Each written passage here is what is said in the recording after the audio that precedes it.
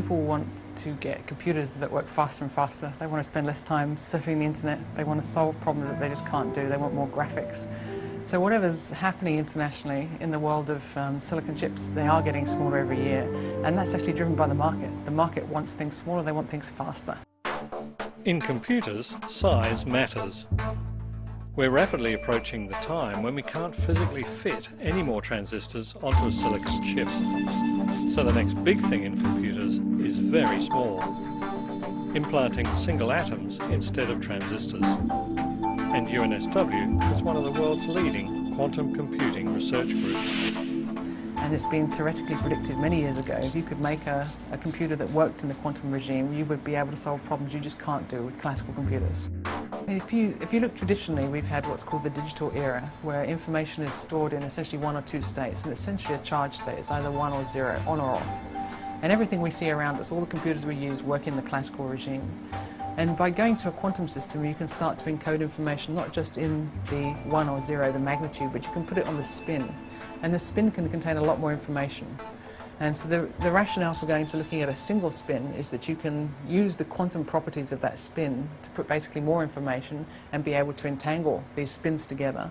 And the idea really being that if you can control it at the quantum level, you'll be able to get this kind of exponential speed up in computational power. An atom, surrounded by its electron cloud, works right at the edge of what we know about physics. The electron has a spin, the angular momentum of its magnetic field.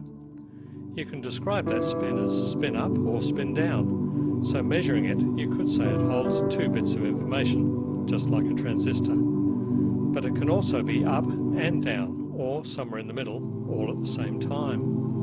And that's the weird world of the quantum bit, or qubit, the basic building block of a quantum computer. First of all, you've got to create the single atom device, and the technology to do that just didn't exist 10 years ago. How do you put a single atom in silicon? How do you encapsulate it so it's in a crystalline environment, so it's still within the semiconductor host material? And then how do you actually put wires down to connect to that single atom so that you can control that single atom? To manipulate atoms, you have to be inside a microscope such as the one behind me, and that works in an ultra-high vacuum environment. So it's a big piece of stainless steel with no air, anything inside, so it's a vacuum. And in that vacuum environment, you can manipulate the atoms. And that literally uses a very fine metal tip. And that metal tip, you actually move it across the surface of a crystal. So you see the atoms on the surface, and you literally move that metal tip across, and as it goes over the atom, it deflects. What you're doing is you're measuring a current and keeping it constant. And as it deflects, you're measuring that small change in current as it goes up in height.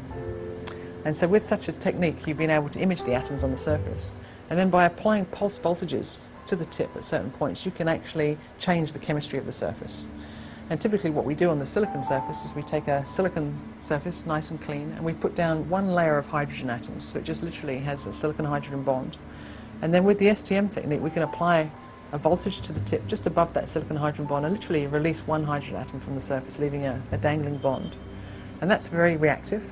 And to that reactive dangling bond, we bring in phosphine gas, which will only stick to that dangling bond and nowhere else on the surface. And it's in such a way that we can bring that phosphorus and put it exactly in the one atomic lattice spacing of where we want it. And then once we've done that, we encapsulate with silicon over the top of it. And by encapsulating with silicon, we surround it with silicon atoms. So it's sitting one phosphorus atom, silicon all the way around it. It's a nice clean environment for that phosphorus atom. So here, this is our scanning tunneling microscope on the right-hand side here, and this is connected under ultra-high vacuum with a piece of stainless steel to a molecular beam epitaxy system. So once we've done the atomic manipulation next door, we bring it through the stainless steel tube to our crystal growth system. And in here we have sources basically of silicon and germanium, which are basically lumps of silicon and lumps of germanium that are heated up with an electron beam, and they evaporate inside this ultra-high vacuum chamber.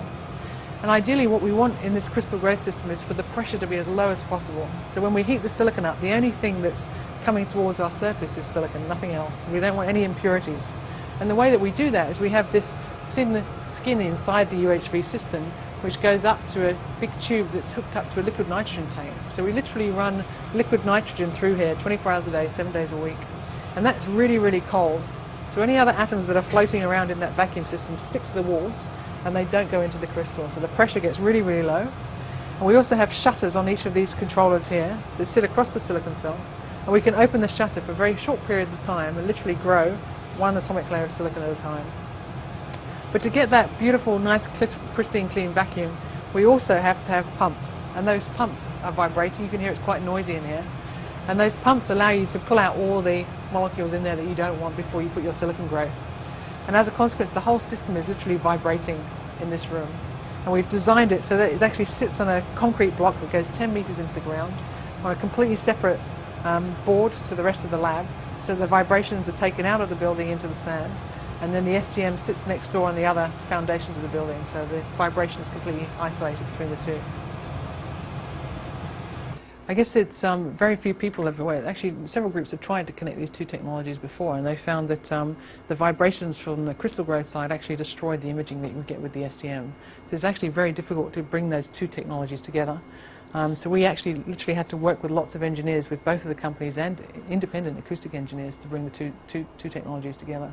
It's a very expensive system. It cost about $3 million. It was one of those turning points, certainly in my career, because if they didn't come together and work, that probably would have been the end of me. And it took about 18 months to a year, 2 years, to get the system online. But when we finally designed it, we got it here and it worked beautifully, and actually worked about a factor of 6 better than we predicted. So we build the whole crystal structure inside the vacuum, one atomic layer by a time.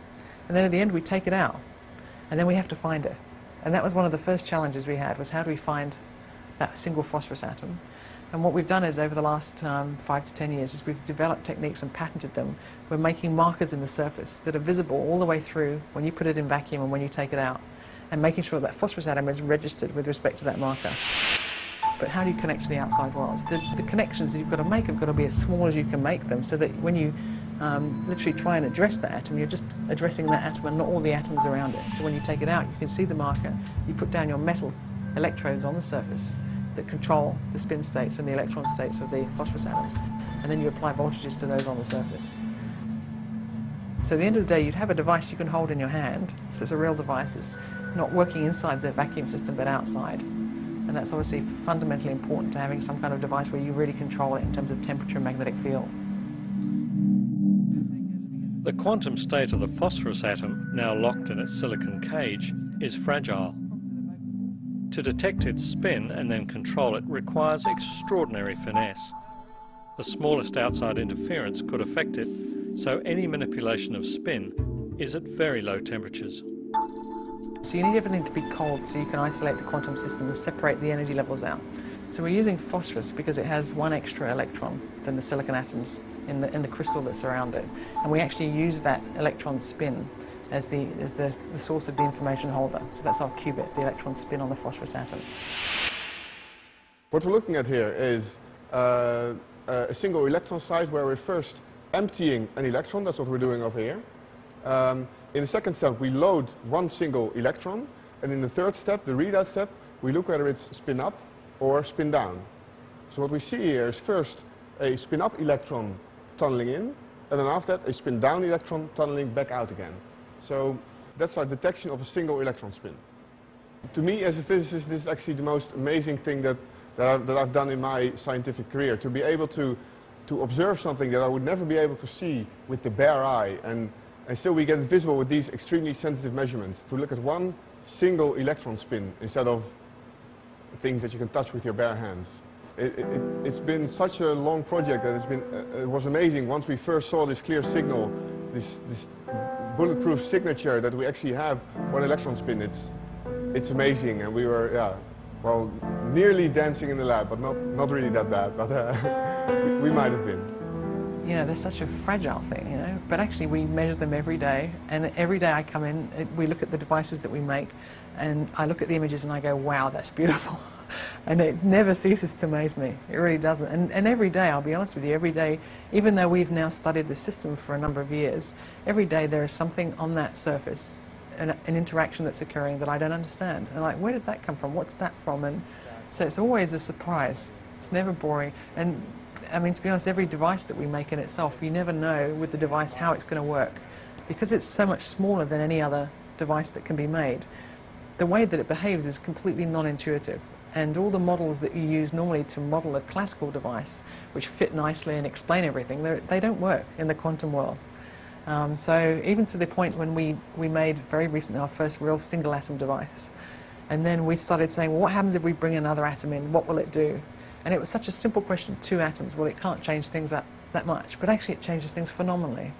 And then we realized if we had a 5-atom device, already with our system, 5 atoms is too difficult for us to understand and write equations down that can solve it.